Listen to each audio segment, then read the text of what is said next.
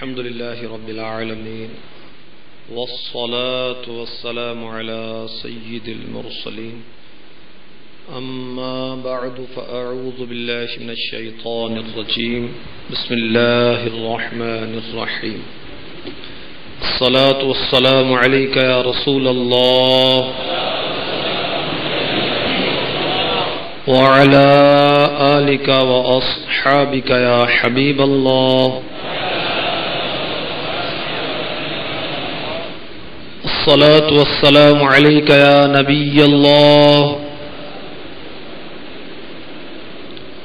وعلى آلك وأصحابك يا نور الله نويت سنة الاعتكاف بانی دعوت اسلامی حضرت علامہ مولانا ابو بلال محمد الیاس عطار قادری رضوی ضیائی دامت برکاتہم العالیہ اپنے عشق حضور پر نور صلی اللہ تعالی علیہ وسلم، صحابہ و اولیاء علیہم رضوان کے خوف خدا اور عاجزی بھرے صحابہ و اولیاء کے خوف خدا اور عاجزی بھرے اقوال سے معمور بہت ہی معلوماتی رسالہ سگے مدینہ کہنا کیسا، اس رسالے میں تاریخ دمشق کے حوالے سے درود پاک کی فضیلت بیان فرماتے ہیں۔ فرمان مصطفیٰ صلی اللہ تعالی علیہ وآلہ وسلم، مجھ پر کثرت سے درود پاک پڑھو، بے شک تمہارا مجھ پر درود پاک پڑھنا تمہارے گناہوں کے لیے مغفرت ہے۔ صلو علی الحبیب صلی اللہ تعالی علی محمد وعلی آلہ وصحبہ وبارک وسلم۔ میٹھے میٹھے اسلام بھائیوں اور مدنی چینل کے ناظرین، آج 1430 سن ہجری کے رجب المرجب کی نویں شب ہے۔ 6 رجب المرجب کو سلسلہ عالیہ چشتیہ کے عظیم پیشوا خواجہ خواجگان سلطان الہند حضرت سیدنا خواجہ غریب نواز حسن سنجری علی رحمۃ اللہ القوی کا عرس پاک منایا جاتا ہے۔ آپ نے 6 رجب المرجب 633 سن ہجری کو اس دنیا فانی سے پردہ فرمایا، یہ اخبار الاخیار میں لکھا ہے۔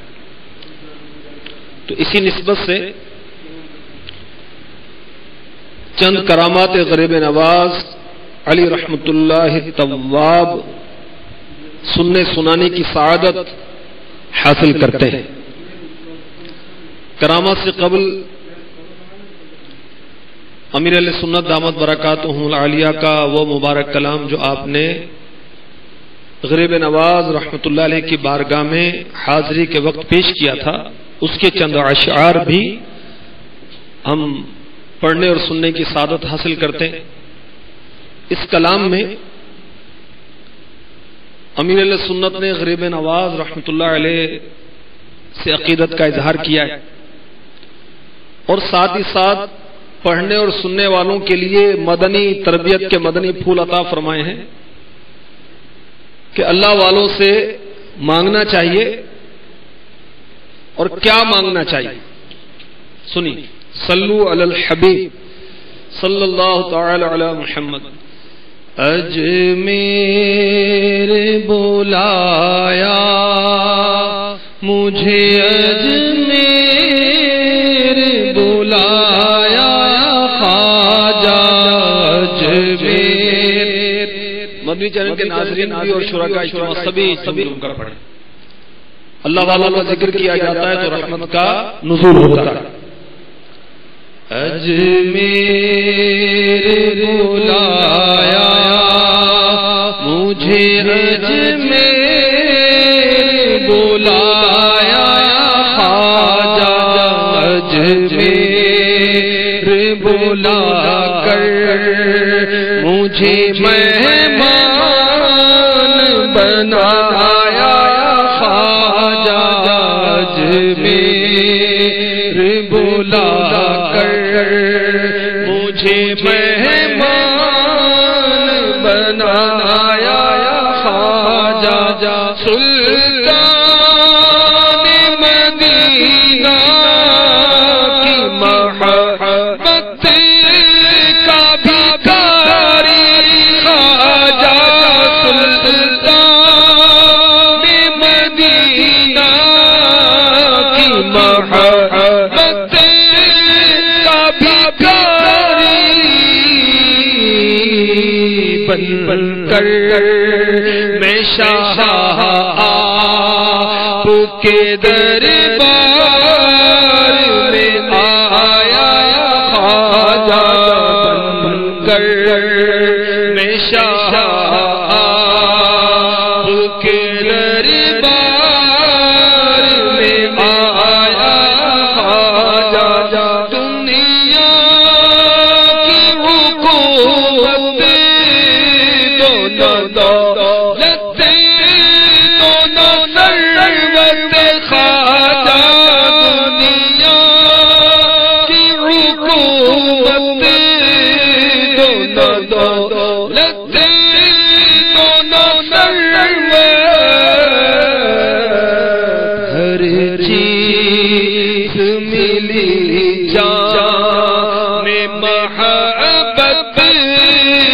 پلایا خواجہ ہر چیز ملی جان میں محبت جو پلایا خواجہ سینے سے لگا لو مجھے سینے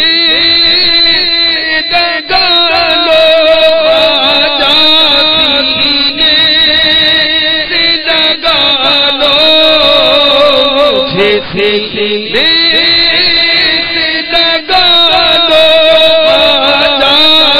سینے سے لگا لو سینے سے لگا لو خواجہ ہے زمانے نے بڑا مجھ کو ستایا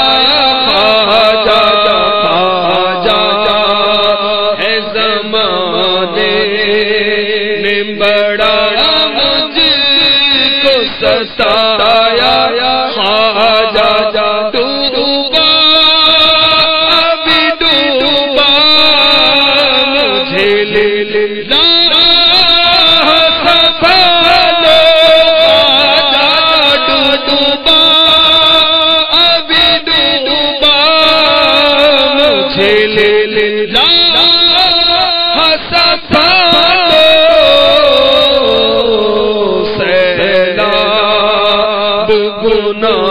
گناہوں کا بڑے زور سے آیا خواجہ سیلاب گناہوں کا بڑے زور سے آیا خواجہ یا خواجہ کرم کیجیے ہو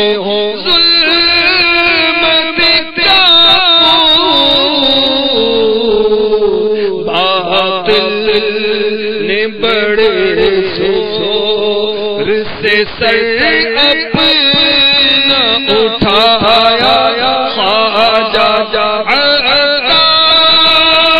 کرم ہی سے تیرے جم جم کے کھڑا ہے خواجہ عطار کرم ہی سے تیرے جم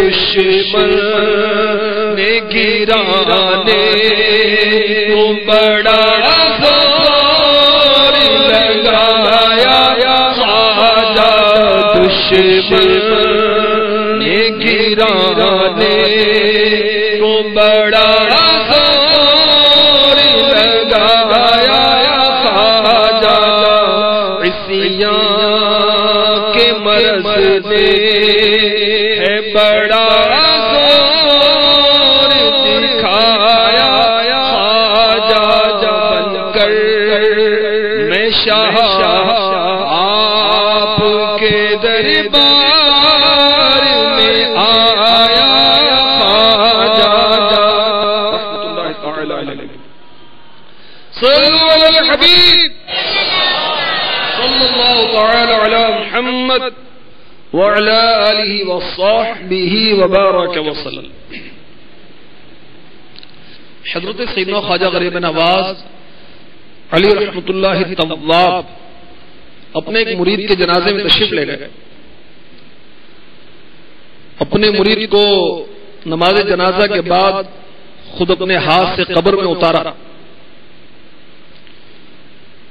حضرت سیدنا بختیار کاکی علیہ رحمۃ اللہ الکافی فرماتے ہیں تدفین کے بعد تقریباً سارے لوگ چلے گئے، مگر حضور خواجہ غریب نواز علیہ رحمۃ اللہ طواب اپنے مرید کی قبر کے پاس تشریف فرما رہا ہے۔ اچانک آپ پر غم کی کیفیت طاری ہو گئی۔ کچھ دیر کے بعد آپ کی زبان مبارک پر جاری ہوا الحمدللہ رب العالمین، اور آپ مطمئن ہو گئے۔ حضرت سیدنا بختیار کاکی علیہ رحمۃ اللہ الکافی فرماتے ہیں میرے استفسار پر، میرے سوال کرنے پر فرمایا میرے اس مرید پر عذاب کے فرشتے آ پہنچے تھے، جس کی وجہ سے میں پریشان ہو گیا۔ اتنے میں میرے مرشد گرامی حضرت سیدنا خواجہ عثمان ہرونی علیہ رحمۃ اللہ الغنی تشریف لے آئے اور فرشتوں سے میرے مرید کی سفارش کرتے ہوئے فرمایا اے فرشتوں، یہ بندہ میرے مرید معین الدین علی رحمۃ اللہ المبین کا مرید ہے، اس کو چھوڑ دو۔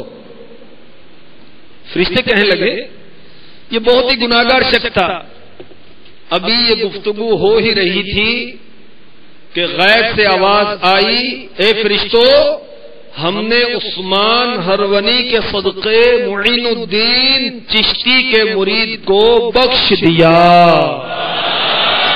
فریاد تمہیں سے ہے میری، تکلیف سہی کیسی فریاد تمہیں سے ہے میری، تکلیف سہی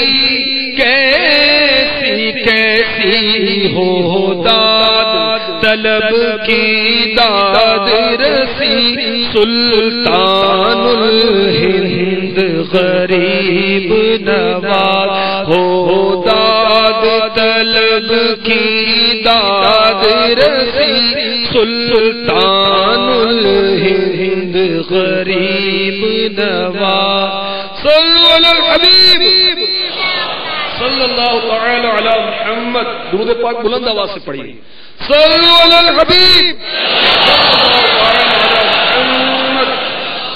میٹھے میٹھے اسلام بھائیوں اور مدنی چینل کے ناظرین، ابھی جو حکایت ہم نے سنی اس سے درس ملا کہ کسی پیر کامل کا مرید بن جانا چاہیے۔ قرآن پاک میں پارہ 15 سورہ بنی اسرائیل آیت نمبر 71 میں ارشاد ہوتا ہے یوم ندعو کل اناس بإمامہم، ترجمہ کنز الایمان، جس دن ہم ہر جماعت کو اس کے امام کے ساتھ بلائیں گے۔ نور العرفان فی تفسیر القرآن میں مفسر شہیر مفتی احمد یار خان نعیمی علیہ رحمۃ اللہ الکبی اس آیت مبارکہ کی شرح کرتے ہوئے فرماتے ہیں معلوم ہوا دنیا میں کسی صالح کو اپنا امام بنا لینا چاہیے، شریعت میں تقلید کر کے، طریقت میں بیعت کر کے، تاکہ حشر اچھوں کے ساتھ ہو. اگر صالح امام نہ ہوگا تو اس کا امام شیطان ہوگا. اس آیت میں تقلید، بیعت اور مریدی سب کا ثبوت ہے. تو کسی نہ کسی جامع شرائط پیر کا ہمیں مرید ہو جانا چاہیے. میں جس کا مرید ہوں آپ کو بھی اسی کا مشورہ دوں گا، آپ کو بھی، مدنی چینل کے ناظرین کو بھی. الحمدللہ میں اتاری ہوں تو آپ کو بھی مشورہ ہے کہ آپ بھی شیخ طریقت امیر اہل سنت دامت برکاتہم العالیہ کے ذریعے سے غوث پاک کے دامن سے وابستہ ہو جائیں. اور جو اپنے لیے پسند کریں وہی اپنے مسلمان بھائیوں کے لیے، اپنے گھر والوں کے لیے، اپنے پڑوسیوں کے لیے، اپنے رشتہ داروں کے لیے جہاں اٹھتے بیٹھتے ہیں، کام کاروبار کرتے ہیں، نشست و برخاست ہے، ان کے لیے بھی یہی پسند کریں اور وہاں بھی یہی کوشش کرنی چاہیے. صلو علی الحبیب صلی اللہ تعالی علی محمد. ایک روز حضرت سیدنا غریب نواز علی رحمت اللہ الطواب، حضرت سیدنا شیخ اوحد الدین کرمانی قدس سرہ النورانی اور حضرت سیدنا شیخ شہاب الدین سہروردی علی رحمت اللہ الکوی ایک جگہ تشریف فرما تھے. ایک لڑکا تیر اور کمان لے کر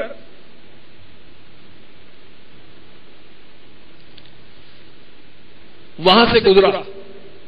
اسے دیکھتے ہی غریب نواز علی رحمت اللہ الطواب نے فرمایا یہ بچہ دہلی کا بادشاہ ہو کر رہے گا.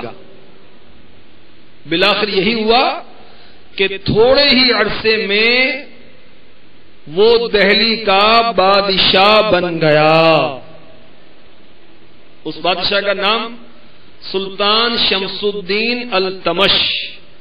یا خواجہ معین الدین چشتی سلطان الہند غریب نواز، یا واقف راز خفی و جلی سلطان الہند غریب نواز، یا واقف راز خفی و جلی سلطان الہند غریب نواز. صلو علی الحبیب صلی اللہ تعالی علی محمد وعلی آلہ وصحبہ وبارک وسلم. تو خواجہ غریب نواز علی رحمت اللہ الطواب نے جس لڑکے کے بارے میں غیب کی خبر سنائی کہ ایک دن دہلی کا بادشاہ بنے گا، تو آپ کی یہ بات پوری ہو کر رہی اور وہ لڑکا ایک دن دہلی کا بادشاہ بن گیا. سبحان اللہ. تمہارے منہ سے جو نکلی وہ بات ہو کے رہی، کہا جو دن کو کہ شب ہے تو رات ہو کے رہی. شیطان ہمارا دشمن ہے. اب وہ وسوسہ ڈال سکتا ہے کہ غیب کا علم تو صرف اللہ عز و جل ہی کو ہے. خواجہ صاحب نے کیسے غیب کی خبر دے دی؟ تو میٹھے میٹھے اسلام بھائیوں اور مدنی چینل کے ناظرین یاد رکھیے، اس میں کوئی شک نہیں، اللہ عز و جل عالم الغیب والشہادہ ہے. اللہ عز و جل کا علم غیب ذاتی ہے اور ہمیشہ سے ہے. انبیاء کرام علیہم الصلاۃ والسلام اور اولیاء عظام رحمہم اللہ السلام کا علم غیب عطائی اللہ نے عطا کیا ہے اور ہمیشہ سے نہیں. انہیں جب سے اللہ عز و جل نے بتایا تب سے ہے اور جتنا بتایا اتنا ہی ہے. اللہ عز و جل کے بتائے بغیر ایک ذرے کا علم بھی کسی کو بھی نہیں ہو سکتا. اب یہاں کسی کو وسوسہ ہے کہ جب اللہ عز و جل نے بتا دیا تو غیب ہی نہ رہا. تو اس کا جواب یہ ہے، قرآن پاک میں نبی کے علم غیب کو غیب ہی کہا گیا. کس کو کتنا علم غیب ملا؟ یہ دینے والا جانے اور لینے والا جانے. علم غیب مصطفیٰ صلی اللہ تعالی علیہ وآلہ وسلم کے بارے میں پارہ 30 سورۃ التکویر آیت نمبر 12 ارشاد ہوتا ہے وَمَا هُوَ عَلَى الْغَيْبِ بِضَنِينٍ. ترجمہ کنز ایمان، اور یہ نبی غیب بتانے میں بخیل نہیں. اس آیت کریمہ کے تحت تفسیر خادم میں ہے مراد یہ کہ مدینے کے تاجدار صلی اللہ تعالی علیہ وآلہ وسلم کے پاس علم غیب آتا ہے تو تم پر اس میں بخل نہیں فرماتے بلکہ تم کو بتاتے ہیں. حضرت مولانا جلال الدین رومی علی رحمۃ اللہ الکوی مثنوی شریف میں فرماتے ہیں لوح محفوظ است پیش اولیاء از محفوظ است محفوظ از خطا. لوح محفوظ اولیاء اللہ رحمہم اللہ تعالی کے پیش نظر ہوتا ہے جو کہ ہر خطا سے محفوظ ہوتا ہے. تو میٹھے میٹھے اسلام بھائی، اللہ تبارک و تعالی نے اپنے اولیاء کو بہت بڑی طاقتوں سے نوازا ہے. بحر شریعت میں یہ لکھا ہے علوم غیبیہ ان پر یعنی اولیاء پر منکشف ہوتے ہیں. ان میں بہت کو ما کانا وما یکون. اس کا کیا مطلب ہے؟ اس کا مطلب ہے کہ روز اول سے روز قیامت تک جو کچھ ہوا اور ہونے والا ہے ایک ایک ذرے کا علم تفصیلی اور تمام لوح محفوظ پر اطلاع دیتے ہیں. مگر یہ سب حضور اقدس صلی اللہ تعالی علیہ وآلہ وسلم کے واسطہ و عطا سے بے وساطت رسول کوئی غیر نبی کسی غیب پر مطلع نہیں ہو سکتا. تو اولیاء کرام کو اللہ کی عطا سے علوم غیب عطا کیے جاتے ہیں. روز اول سے روز قیامت تک جو کچھ ہو چکا جو کچھ ہونے والا ہے سب کا علم عطا کیا جاتا ہے. لوح محفوظ ان کے پیش نظر ہوتا ہے اور یہ سب ان کو پیارے آقا علیہ الصلوۃ والسلام کے واسطہ اور عطا سے ملتا ہے. بے وساطت رسول کوئی بھی غیر نبی کسی غیب پر مطلع نہیں ہو سکتا.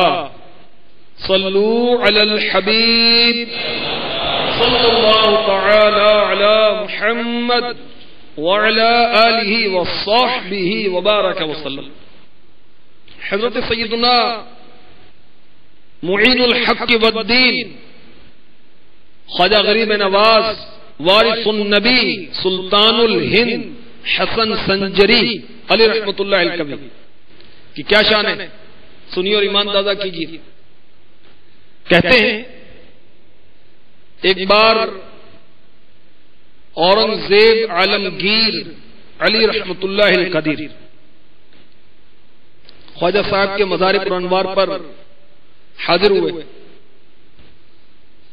مزار کے احاطے میں ایک اندھا فقیر بیٹھا صدائیں لگا رہا تھا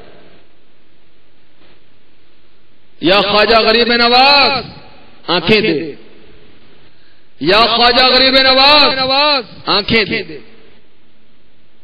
اورنگزیب عالمگیر علی رحمۃ اللہ القدیر نے اس فقیر سے پوچھا بابا کتنا عرصہ ہوا آنکھیں مانگتے ہوئے؟ بولا برسوں گزر گئے، مراد پوری نہیں ہوتی. فرمایا میں مزار پاک پر حاضری دے کر تھوڑی دیر میں واپس آتا ہوں، اگر آنکھیں روشن ہو گئیں تو فبیا ٹھیک ہے پھر تو بہت خوب، ورنہ قتل کروا دوں گا. یہ کہہ کر اورنگزیب عالمگیر علی رحمۃ اللہ القدیر نے فقیر پر پہرا لگایا اور حاضری کے لیے اندر چلے گئے. اب فقیر رونے لگا اور رو رو کر اب اس طرح فریاد کرنے لگا یا خواجہ پہلے صرف آنکھوں کا مسئلہ تھا اب تو جان پر بن گئی ہے، آپ نے کرم نہ فرمایا تو مارا جاؤں گا. میٹھے میٹھے اسلام بھائی اور مدنی چینل کے ناظرین، جب اورنگزیب عالمگیر علی رحمۃ اللہ القدیر حاضری دے کر واپس لوٹے تو اس فقیر کی آنکھیں روشن ہو چکی تھیں۔ اورنگزیب عالمگیر علی رحمۃ اللہ القدیر نے مسکرا کر فرمایا، تم اب تک بے دلی کے ساتھ، بے توجہی کے ساتھ مانگ رہے تھے، اب جان کے خوف سے تم نے دل کی تڑپ کے ساتھ سوال کیا تو تمہاری مراد پوری ہو گئی۔ اب چشم شفا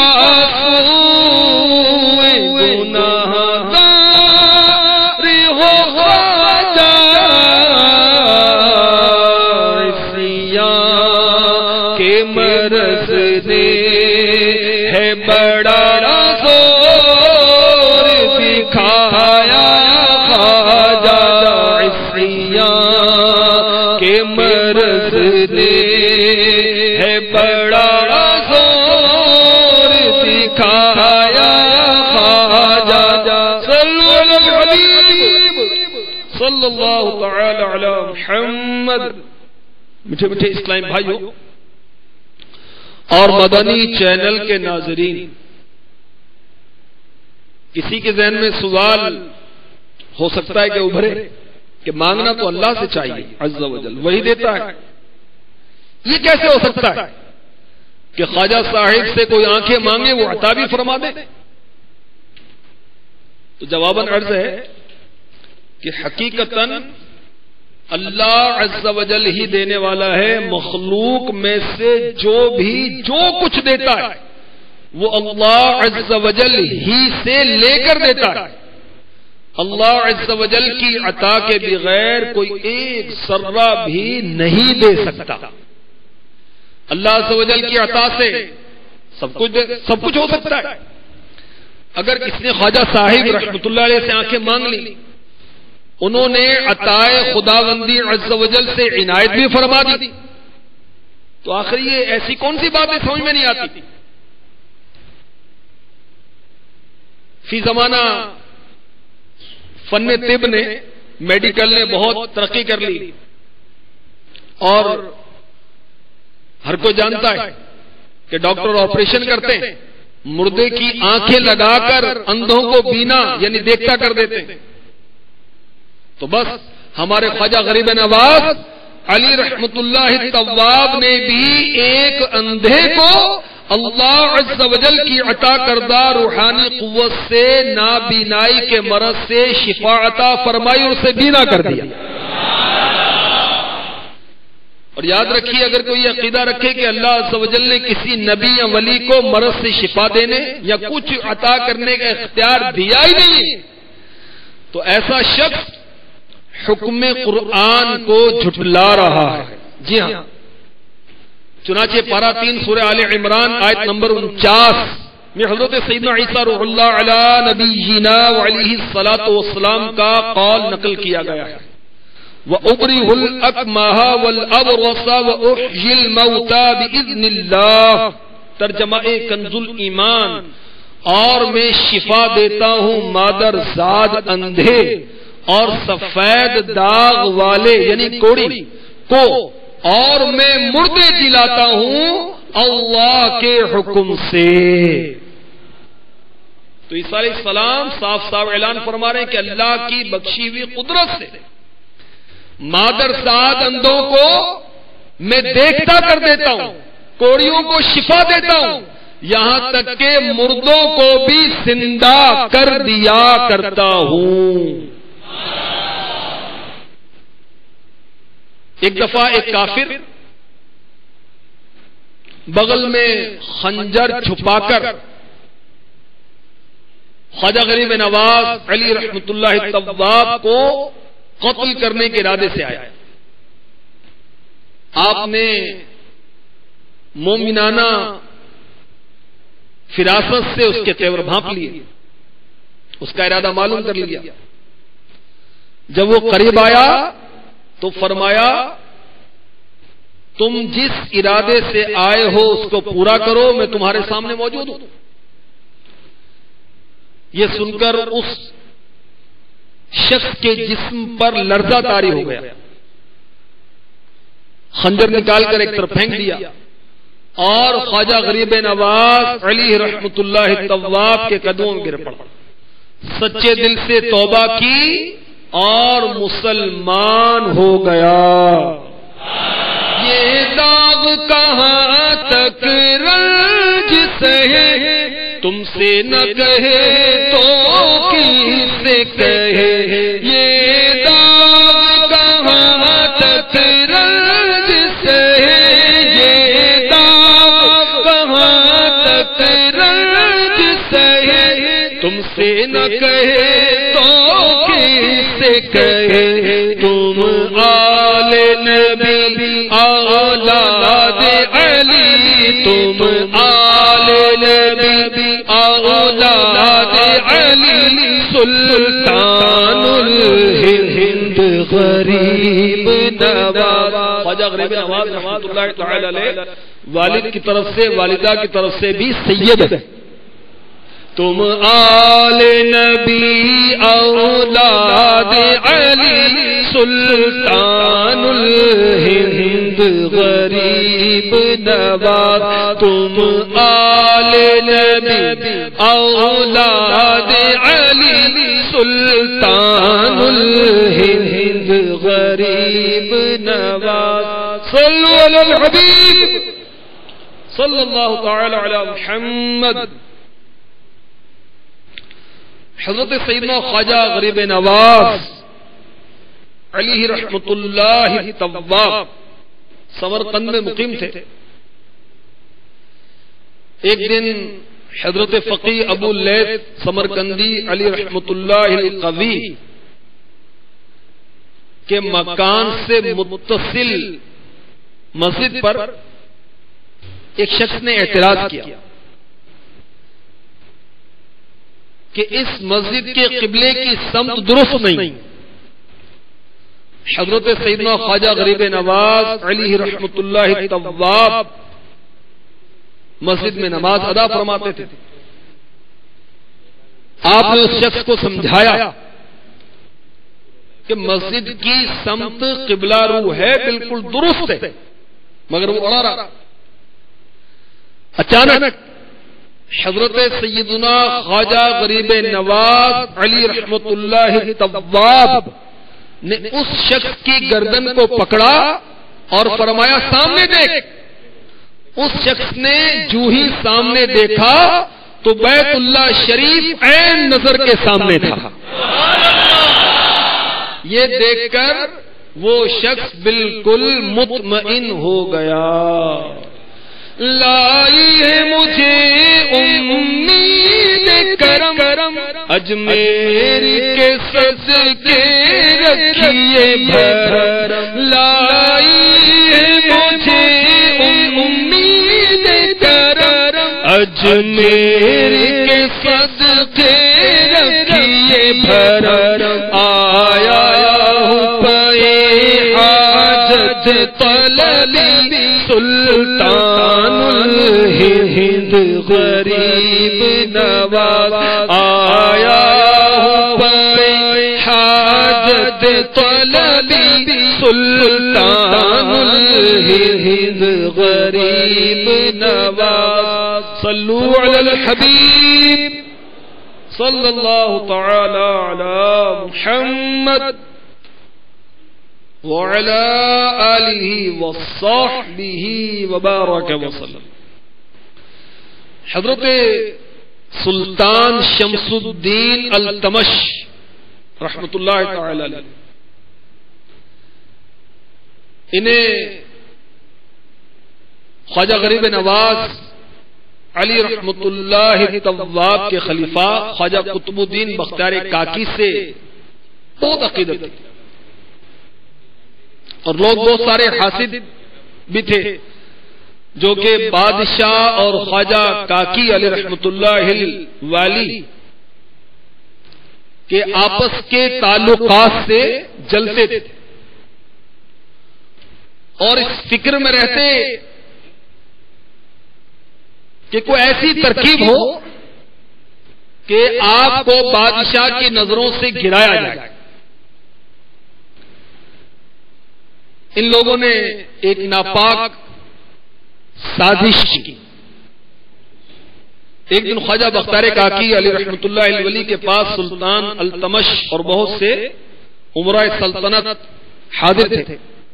اچانک ایک حاملہ عورت آئی اور اس نے آتے ہی خواجہ بختار کاکی علی رحمت اللہ کافی کا مبارک ہاتھ پکڑ کر بادشاہ سے کہا یہ حضرت مجھ سے نکاح کیوں نہیں کر لیتے؟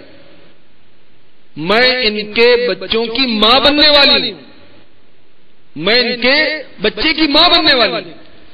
اس بے حیا عورت کی بات سن کر ساری مجلس پر سکتہ طاری ہو گیا.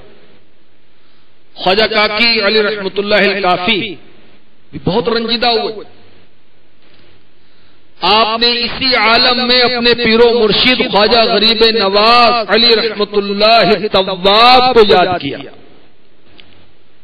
لوگوں نے دیکھا کہ اچانک خواجہ غریب نواز علی رحمت اللہ طواب وہاں پر تشریف فرما ہو گئے اور اس عورت سے مخاطب ہو کر ارشاد فرمایا اے روسیہ عورت، کیوں خدا عز و جل کے پاک باز بندے پر جھوٹی تہمت لگاتی؟ سن، تیرے پیٹ کا بچہ کیا کہہ رہا ہے؟ اس وقت لوگوں نے سنا، اس عورت کے پیٹ سے بچے کی آواز آئی میری ماں جھوٹی ہے، فلاں فلاں نے اسے خواجہ بختار کاکی علی رحمت اللہ کافی کو متہم کرنے کے لیے بھیجا ہے. اتنا فرمانے کے بعد خواجہ غریب نواز علی رحمت اللہ طواب فوراً غائب ہو گئے. بادشاہ نے اس بے حیا عورت اور دیگر سازشوں کو سخت سزائیں دیں. منہ عیش و طرب نے پھیر دیا، دن رات کے غم نے گھیر دیا، سب دور ہو میرے رنج دلی، سلطان الہند غریب نواز، سب دور ہو میرے رنج دلی، سلطان الہند غریب نواز. صلو علی الحبیب صلی اللہ تعالی علی محمد.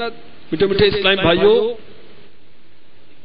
آپ نے ملاحظہ فرمایا کہ اللہ تبارک و تعالی نے ہمارے خواجہ غریب نواز علی رحمت اللہ طواب کو کتنی شان و عظمت عطا فرمائی کہ آپ نے اپنے خلیفہ اپنے مرید کی پریشانی پر کیسی مدد فرمائی. تو اولیاء کرام کی کرامتوں کی بہت سی قسمیں ہیں.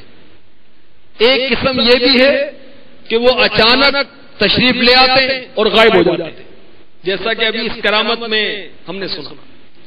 اللہ تبارک و تعالی ہمیں اپنے پیاروں کی اولیاء کی سچی محبت نصیب فرمائے.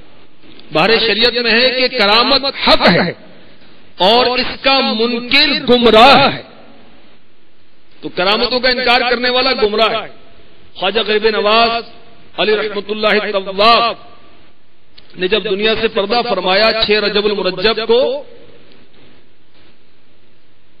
تو آپ کے وصال مبارک کے بعد آپ رحمت اللہ علیہ کی نورانی پیشانی پر از خود یہ نقش ظاہر ہو گیا.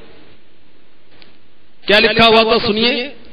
حبیب اللہ مات فی حب اللہ، اللہ کا حبیب اللہ کی محبت میں دنیا سے گیا.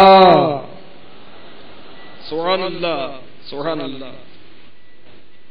اللہ کا حبیب اللہ کی محبت میں دنیا سے گیا. اللہ تبارک و تعالی خواجہ غریب نواز علی رحمت اللہ طواب کی برکتوں سے ہمیں مالا مال فرمائے.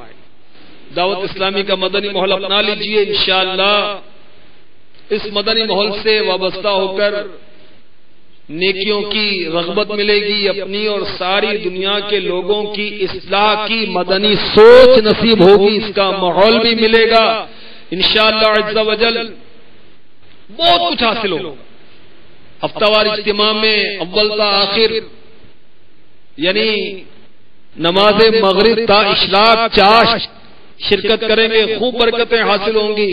مدرسۃ المدینہ بالغان میں قرآن پاک پڑھنے پڑھانے کی سعادت حاصل کریں گے، سبحان اللہ، خوب اجر و ثواب کے خزانے حاصل ہوں گے، اور دیگر کتنے مدنی کام۔ الحمدللہ رجب المرجب کا عبادت کا بیج بونے کا مہینہ چل رہا ہے، اس کے بعد شعبان اور پھر رمضان، تو سبحان اللہ ماہ رمضان المبارک میں دعوت اسلامی کے مدنی ماحول میں 30 دن کا اجتماعی اعتکاف کیا جاتا ہے۔ تو آئیے اس اجتماعی اعتکاف کی ایک بہار آپ کی خدمت میں گوش گزار کرتا ہوں۔ واہ کینٹ کے ایک اسلامی بھائی کا بیان کچھ اس طرح ہے، میں کالج میں پڑھتا تھا اور دیگر اسٹوڈنٹس یعنی طلبہ کی طرح فیشن کا متوالا، کرکٹ میچ دیکھنے اور کھیلنے کا جنون کی حد تک شوق، رات گئے تک آوارہ گردی کا معمول، نماز اور مسجد کی حاضری کا جہاں تک تعلق ہے تو وہ فقط عیدین کی نماز تک محدود تھی، عید کی نمازیں پڑھتا تھا۔ رمضان مبارک 1422 سن ہجری 2001 سن عیسوی میں والدین کے اصرار پر نماز ادا کرنے مسجد میں گیا۔ عصر کی نماز کے بعد سفید لباس میں ملبوس، سر پر سبز امامہ شریف کا تاج سجائے ایک باریش اسلامی بھائی نے نمازیوں کو قریب کرنے کے بعد فیضان سنت کا درس دیا۔ یہ اسلامی بھائی کہتے ہیں کہ میں دور بیٹھ کر سنتا رہا، درس کے فوراً بعد مسجد سے باہر نکل گیا۔ 2-3 دن تک یہی ترکیب رہی۔ یہ اسلامی بھائی کہتے ہیں کہ ایک دن میں ملنے کے لیے رک گیا۔ ایک اسلامی بھائی نے پرتپاک انداز سے ملاقات کی، نام پوچھا، پتہ معلوم کیا، اور پھر تبلیغ قرآن و سنت کی عالمگیر غیر سیاسی تحریک دعوت اسلامی کے مدنی ماحول میں ہونے والے اجتماعی اعتکاف میں بیٹھنے کی ترغیب دلائی، اعتکاف کے فضائل بتائے۔ یہ کہتے ہیں اولاً میرا ذہن نہ بنا، لیکن ماشاءاللہ عز و جل وہ اسلامی بھائی بہت جذبے والے تھے، مایوس نہ ہوئے، میرے گھر پہنچ گئے اور بار بار اصرار کرنے لگے۔ ان کی مسلسل انفرادی کوشش کا نتیجہ یہ ہوا کہ میں نے اعتکاف سے ایک دن پہلے نام لکھوایا، سحری اور افطار کے اخراجات بھی جمع کروا دی۔ آخری عشرہ جامع مسجد نعیمیہ لالا رخ واکنڈ میں عاشقان رسول کے ساتھ معتکف ہو گیا۔ اجتماعی اعتکاف کے پرسوز ماحول اور عاشقان رسول کی صحبت نے میری دلی کیفیت کو بدل ڈالا۔ تہجد، اشراق، چاش، اوابین کے نوافل کی پابندی، گزشتہ زندگی میں فرض نمازیں نہ پڑھنے پر مجھے سخت شرمندگی ہونے لگی، ندامت کے آنسو بہنے لگے۔ میں نے دل میں نمازوں کی پابندی کی نیت کی۔ 25ویں شب دعا میں مجھ پر اس قدر رغبت طاری ہوئی کہ میں پھوٹ پھوٹ کر رو رہا تھا۔ اسی عالم میں مجھ پر غنودگی طاری ہو گئی، میں خواب کی دنیا میں پہنچ گیا۔ کیا دیکھتا ہوں کہ ایک پروقار اور نور بار چہرے والی شخصیت موجود ہے، ان کے ارد گرد کافی ہجوم ہے۔ میں نے کسی سے پوچھا تو انہوں نے بتایا یہ آقائے مدینہ ہیں صلی اللہ تعالی علیہ وسلم۔ میں نے دیکھا سرکار مدینہ صلی اللہ تعالی علیہ وآلہ وسلم نے سبز امامہ شریف کا تاج سجا رکھا تھا۔ کچھ دیر تک میں دیدار سے آنکھیں ٹھنڈی کرتا رہا. جب بیدار ہوا تو صلاۃ و سلام پڑھا جا رہا تھا. میری کیفیت بہت عجیب و غریب تھی. جسم پر لرزہ طاری تھا. میں ہچکیاں باندھ کر روئے جا رہا تھا. آنسو تھے کہ تھم نہیں رہے تھے. صلاۃ و سلام کے بعد مجلس برائے اعتکاف کے نگران کے سامنے امامے کا تاج سجانے والوں کی قطار بندھی ہوئی تھی اور سرکار اعلی حضرت علی رحمت رب العزت کے لکھے ہوئے اس نعتیہ شعر کی تکرار جاری تھی. تاج والے دیکھ کر تیرا امام نور کا تاج والے دیکھ کر تیررا امام نور کا جھکاتے ہیں الہی بول بالا نور کا سر جھکاتے ہیں الہی.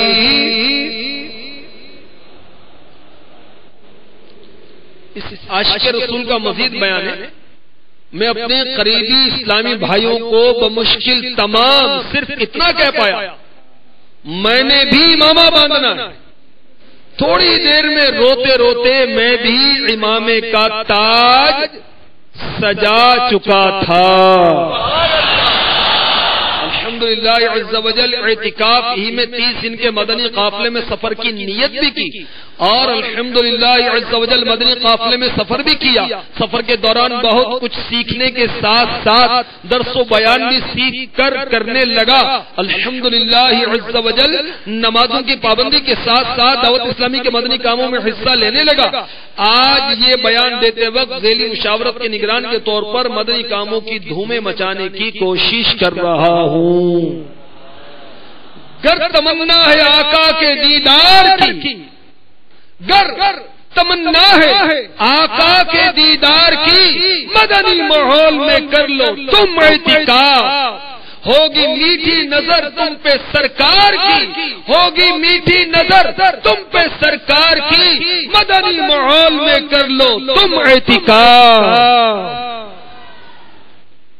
تو شرکاء اجتماع اور مدنی چینل کے ناظرین، ابھی سے ماہ رمضان مبارک کے 30 دن کے اعتکاف کی نیت کر لیجیے. سب نیت کر لیں، خود بھی اعتکاف کیجیے اور اسلامی بھائیوں کو بھی ابھی سے ترغیب دلائیے، ان کے نام لکھیے. اور 10 دن کا اعتکاف تو انشاءاللہ عز و جل سبھی اسلامی بھائی ضرور کوشش کریں اور اس نیت سے ہاتھ اٹھا کر زور سے کہیں انشاءاللہ. اللہ تعالیٰ نصیب فرمائے. مدنی حلیہ اپناؤ کے 14 حروف کی نسبت سے لباس کے 14 مدنی پھول. پہلے 3 فرامین مصطفیٰ صلی اللہ تعالی علیہ وآلہ وسلم ملاحظہ ہوں. نمبر 1، جن کی آنکھوں اور لوگوں کے ستر کے درمیان پردہ یہ ہے کہ جب کوئی کپڑے اتارے تو بسم اللہ کہہ لے. مفسر شہیر حکیم الامت حضرت مفتی احمد یار خان علی رحمت الحنان فرماتے ہیں جیسے دیوار اور پردے لوگوں کی نگاہ کے لیے آڑ بنتے ہیں، ایسے ہی اللہ عز و جل کا ذکر جنات کی نگاہوں سے آڑ بنے گا کہ جنات اس کو دیکھ نہ سکیں گے. دوسرا فرمان مصطفیٰ صلی اللہ تعالی علیہ وسلم، جو شخص کپڑا پہنے اور یہ پڑھے الحمدللہ الذی کسانی ھذا ورزقنیہ من غیر حول منی ولا قوہ، تو اس کے اگلے پچھلے گناہ معاف ہو جائیں گے. جو سعادت مند اسلامی بھائی 30 دن کا اجتماعی اعتکاف یا 10 دن کا اجتماعی اعتکاف کریں گے یا مدنی قافلوں میں سفر کرتے ہیں انشاءاللہ عز و جل انہیں یہ دعا سیکھنے کی سعادت حاصل ہو جائے گی. تیسرا فرمان مصطفیٰ صلی اللہ تعالی علیہ وسلم، جو باوجود قدرت اچھے کپڑے پہننا تواضع یعنی عاجزی کے طور پر چھوڑ دے، اللہ تعالی اس کو کرامت کا حلہ پہنائے گا.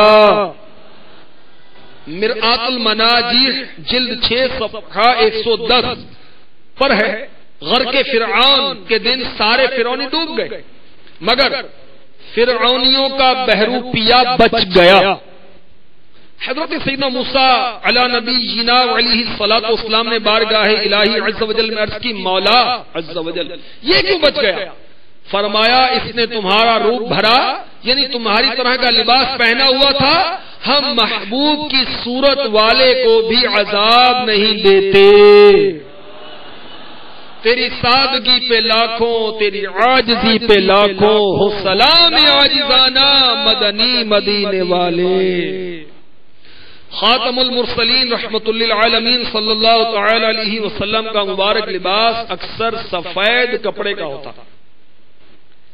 لباس حلال کمائی سے ہو اور جو لباس حرام کمائی سے حاصل ہوا ہو اس میں فرض و نفل کوئی نماز قبول نہیں ہوتی۔